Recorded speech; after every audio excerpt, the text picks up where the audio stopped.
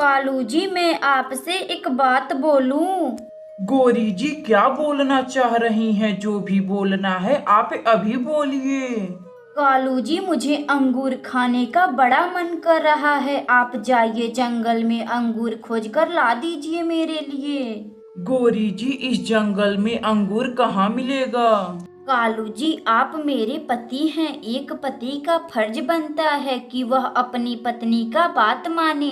आप मेरे लिए इतना भी नहीं कर सकते हैं कालू जी? गौरी जी आप परेशान मत होइए, मैं अपनी पत्नी गौरी कवि के लिए पके पके अंगूर लाऊंगा। कालू कौवा फिर अपनी पत्नी गोरी कवि के लिए अंगूर लाने निकल जाता है। कालू कौवा को अंगूर खोजते खोजते काफी समय लग जाता है।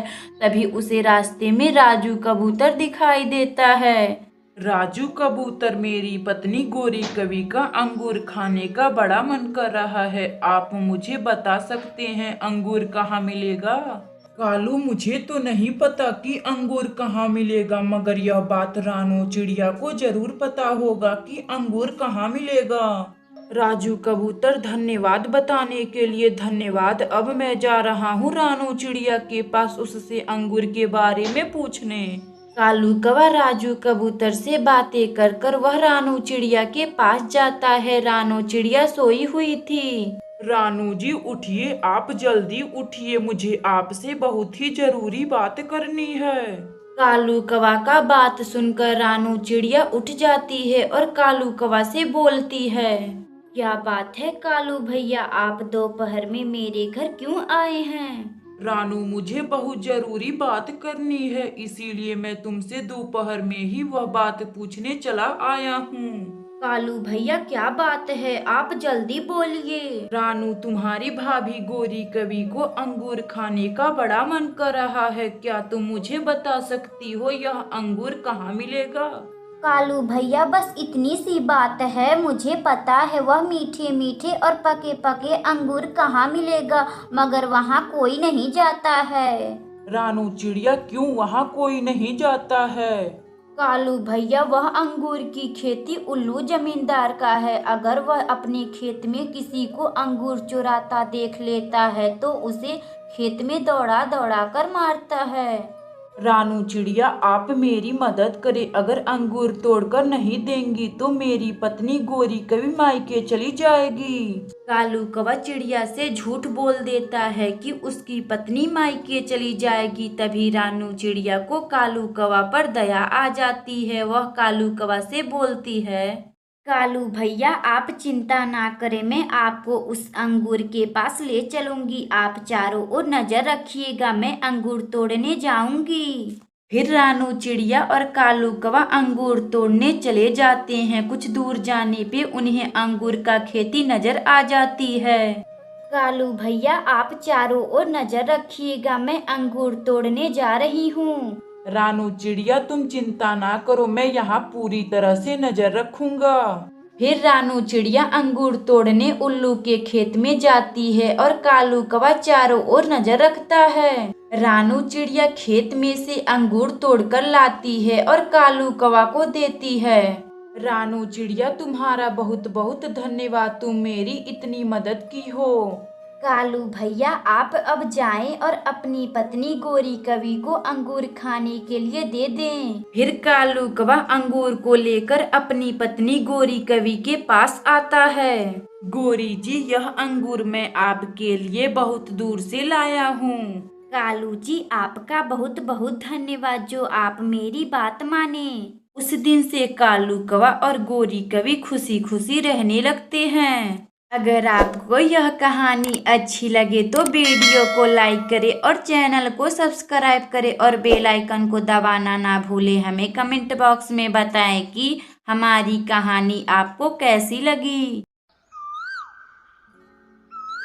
दूर किसी जंगल में एक गोरी कवि और कालू कौवा साथ में मिलजुल कर के रहा करते थे। कालू कौवा जो बिल्कुल आलसी कौवा था, वह हमेशा अपने घर में बैठ कर के ही खाता रहता था। गौरी जी, मुझे बहुत जोरों की भूख लगी है, आप मेरे लिए दाने ला दीजिए, मुझे सचमुच बहुत जोरों की भूख लगी है। कालू जी, आपको कितनी भूख लगती है? अभी तो कुछ ही समय पहले आप मिठाई खाए थे। गौरी जी, मुझे फिर से बहुत जोरों की भूख लग गई है। आप जाइए किसी पक्षी का खाना चुरा लाइए। गोरी कवि फिर अपने पति कालू कौवा के लिए खाना ढूंढने चली जाती है। तभी उसे रास्ते में उल्लू का घर दिखाई देता है। गोरी कवि उल्लू के घर जाती है। उल्लू उल्लू, मेरे पति कालू जी को भूख लगी है, कुछ खाने के लिए मुझे दे दो, वरना मैं तेरा भोजन चुरा ले जाऊंगी। मैं भी देखता हूँ कि तुम मेरा यह भोजन कैसे चुराती हो। उसी समय उल्लू और गोरी में बहस हो जाती है। गोरी कवि फिर अपने घर आती है और पूरी बात अपने पति कालू कवि को बताती है। कालू जी, गजब हो गया, गजब हो गया, आपका खौफ जंगल में खत्म हो गया। गौरी जी, क्या गजब हो गया? मुझे तो कुछ समझ भी नहीं आ रहा। कालू जी, कैसे समझ आएगा आपको? आप तो हमेशा खाने पीने के ही बात करते हैं, आपको कैसे समझ आएगा? गौरी जी, आप क्या बोलना चाह रही हैं? जो भी बोलना है वह आप साफ साफ बोलिए। कालू जी, मैं आपके लिए दाना लाने उल्लू के घर गई थी। मैंने उल्लू से बोला, उल्लू उल्लू, मुझे कुछ दाने दे दो, मेरे पति कालू जी को भूख लगी है। कालू जी, वह दुष्ट उल्लू आपको दाना देने से मना कर दिया है। गौरी जी, क्या उस उल्लू की इतनी मजाल कि वह मेरी पत्नी गौरी जी को दाना देने से मना कर दिया है? कालू जी, इन सभी पक्षियों में फिर से अपना खौफ लाना चाहिए। गौरी जी, खौफ आएगा, इन सभी पक्षियों में खौफ आएगा। अब हम लोग फिर से चोरी करना जो शुरू कर देंगे। कालू जी, मैंने सुना है कि जंगल में चिड़िया अपना नई मिठाई का दुकान खोली है। क्यों ना आज रात हम चिड़िया के ही दुकान में चोरी करने चलते हैं। गौरी जी, क्यों नहीं, आज रात ही हम लोग चिड़िया का मिठाई चुराने चलेंगे। गोरी कवि और कालू कौवा रात होने का इंतजार कर रहे थे। इधर टूनी चिड़िया अपना मिठाई बेच रही थी।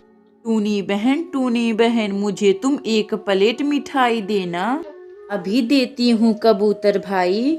टूनी चिड़िया जंगल में अपना मिठाई बेच रही थी। शाम हो जाती है। इधर गोरी कवि और कालू कौवा रात होते ही टूनी चिड़िया का मिठाई चुराने निकल जाते हैं। टूनी चिड़िया रात में सोई हुई थी। गोरी कवि और कालू कौवा चिड़िया का मिठाई चुराकर अपने घर लाते हैं। गौरी जी, मजा ही मजा आ गया, हमने चिड़िया का मिठाई आज चुरा लिया है।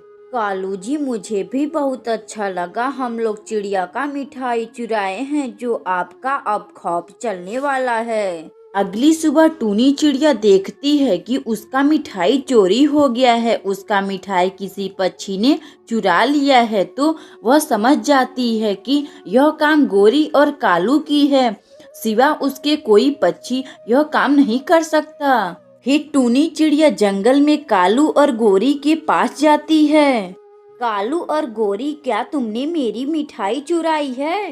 कालू कौवा टूनी चिड़िया का बात सुनकर वह सोचता है कि क्या इस चिड़िया को शक हो गया है और वह झूठ बोल देता है।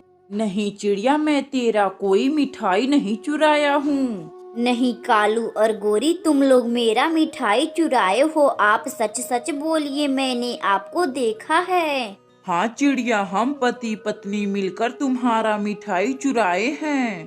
कालू, आपने मेरी मिठाई क्यों चुराई? आप मुझसे मिठाई मांगते तो मैं आपको ढेर सारी दे देती। कालू और गोरी, चोरी करना बहुत बुरी बात है। हाँ चिड़िया, मुझे माफ कर दो, अब मैं किसी के घर से चोरी नहीं करूँगा।